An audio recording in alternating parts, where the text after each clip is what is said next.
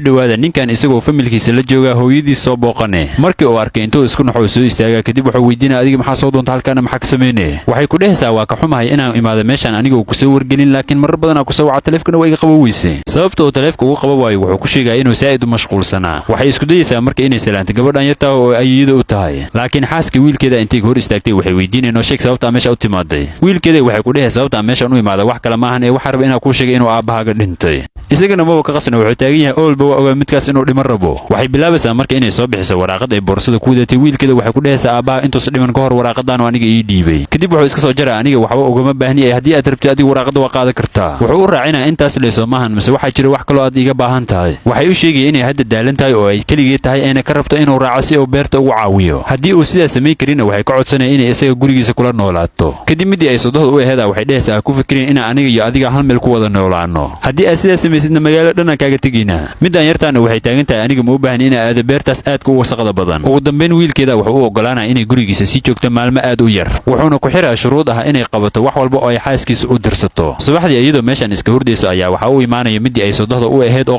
qaylinayso intay kicisay waxay ku dhehaysaa haddii aad gurigan sii joogi rabtid waa inaa wax lee qabataa waxay u diraysaa inay guriga tirtirto ayna xaaqdo ayna xoogaa kadib usoo laabanayso kadib way isaga tegi wax yar kadib intay usoo laabatay waxay ku dhehaysaa qada kala kacsan waa inaa soo karaysaa miiskan ay ugu keentaa martay ay imaan rabtee kadib midii ay ayadu u ahayd oo meeshaan fadhisay waxay u keeneen cunto ay u soo karisay iyaduna waa tanahay waxay bilaabay inay cunadii dhulka ku daadiso iyadoo ku sheegaysa inay cunadan tahay mid wasaq ah isla markaasna hooyadeeda intay timaaday duqda waxay ku dhehaysaa mugudhihinoo martiya ay soo socoto meelaha wasaqda maxaa waay ma nadiifisid maalin kale iyadoo meeshaan iska fadhisaa waxaa u imaanaya midkii ay dhashay waxuu weydiinaa adiga meeshaan maxaad iskaga fadhisaa ugu yaraan shaqooyinka ay xaaskayga kuu dirta maa qabatid wixii ay howl ii dirtoo dhan waa qabtay ku dhehaysaa meeshaana waxaan u joogaa inaa xoogaa ku nasto isla markii midkaan taleefon u soo dhacaayo qof uusan aqoona wuxuu ku dhahaa xaaskaagii iyo gabadhaadii shilay galeen iyagoo kusii socda wadada iskuulka kadib arrintii intuu hooyadiis u sheego wuxuu ku dhahaa markii aan dib u soo laabto gurigayga adigoo sii joogayaana kugu sii arkin waa kana marka isagoo isbitaalka jooga dhakhtarka u imaana wuxuu ku dhahaa gabadhaada way fiican tahay laakiinse xaaskaaga way dhiig baxday haddana waxay u baahan tahay qof dhiig u shubo ka waranuu dhahaa haddii aan anigu dhiiggayga u shubo markii dhiiggiisa noociisa la weydiina wuxuu u sheegaa inuu o balaas yahay kadib dhakhtarku wuxuu dhahaa nasiib darro xaaskaaga iyo adigu isku dhiig ma tihiin sidaas darteed waxaa samayn kartaa inaad keento qof ay isku dhiig yihiin kadib hooyadiisa intay timaado wuxuu ka codsanaa inay hal mar lee wejigeeda ka qariso isla markaasna wuxuu bilaabaa inuu cararo si uu u soo raadiyo qof xaaskiisa dhiig u shubo duqdu markii ay dhakhtarka u sheegto nooca dhiiggeeda way israacayaan si ay ugu soo shubto asbuucyo kadib kuwii waa kuwaana iyagoo caafimaadeen dhakhtarka wuxuu ku soo booqanaa gurigooda intay si wada jira ugu mahadceliyaan midkan wuxuu weydiinaa ayaa waayo qofka xaaskayga dhiigga u shubay dhakhtarku wuxuu dhahaa ma ogid miyaa qofka xaaskaaga dhiigga u shubay inay hooyadaa tahay dhakhtarkii markii uu baxay midaan waxay dhehaysaa ma aamini kari qoftii aan sidaan ogaa ula dhaqmay inay dhiiggeeda ii shubtay iyadoo hadalkeeda sii wadataa duqdii imaane kadib waxay ku dhehaysaa iga raali noqo sidii xumeed aan kuula dhaqmay waxaana ka shallaynaa inaan sidaas kuula dhaqmay wiilkeedana waa kanaahay wuxuu ka codsanaa inay iska cafiso wuxuuna u soo jeedinaa inay hadda iyaga la noolaato iyaduna ugu dambayn way ogolaanaya inay ku soo biirto muuqaalkan intaas ku ekaaya hadda halkaas soo gaarta leegnosa